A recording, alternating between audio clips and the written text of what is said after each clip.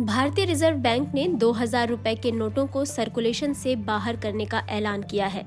शुक्रवार को जारी अपने बयान में आरबीआई ने कहा कि ये नोट वैध रहेंगे और 30 सितंबर 2023 तक इन्हें बैंकों में जमा कराया जा सकता है।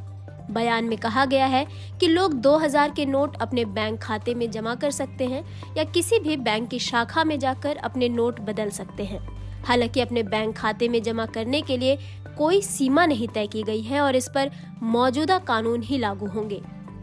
आरबीआई के नए नियम क्या हैं? 23 मई 2023 से अपने बैंक खाते या किसी भी बैंक में नोट बदले जा सकते हैं। किसी भी बैंक शाखा में एक बार में 20,000 रुपए तक जमा किए जा सकते हैं। इस पूरी प्रक्रिया को समय सीमा में और जनता को पर्याप्त समय देते हुए पूरा करने के लिए सभी बैंकों में 30 सितंबर 2023 तक जमा करने की सुविधा रहेगी।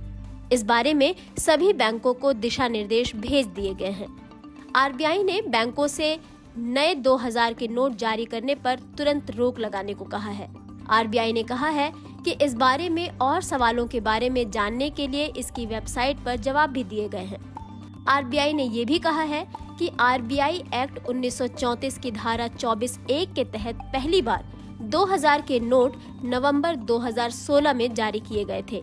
आरबीआई ने कहा है कि तत्कालीन 500 रुपए और 1000 रुपए के नोट बंद किए जाने के बाद अर्थव्यवस्था में मुद्रा जरूरतों को पूरा करने के लिए 2000 के नोट जारी किए गए थे। आरबीआई का कहना है कि जब छोटे नोटों की आपूर्ति सुचारू हो गई तो 2018-19 में 2000 के नोटों को छापना बंद कर दिया गया। आरबीआई के अनुसार 2000 के 89% नोट मार्च 2017 से पहले जारी किए गए थे। इन नोटों का सर्वाधिक सर्कुलेशन 31 मार्च 2018 को सर्वाधिक 6.73 लाख करोड़ था। नवंबर 2016 में एक रात अचानक प्रधानमंत्री नरेंद्र मोदी ने 500 और 1000 रुपए के नोट बंद करने की घोषणा कर दी। फिर सरकार गुलाबी रंग का 2000 रुपए का नया बड़ा नोट लेकर आई थी। 8 नवंबर की उस रात प्रधानमंत्री मोदी ने नोटबंदी की घोषणा करते हुए कहा था कि रात 12 बजे के बाद से 500 और 1000 रुपए के नोट बंद हो जाएंगे और इसकी जगह भारतीय रिजर्व बैंक 2000 रुपए और 500 रुपए के नए नोट जारी करेगी। हालांकि बीते सालों में 500 का नोट तो खूब चला, लेकिन एटीएम और बैंकों में 2000 के नोटों की किल्लत पर सवाल उठते रहे।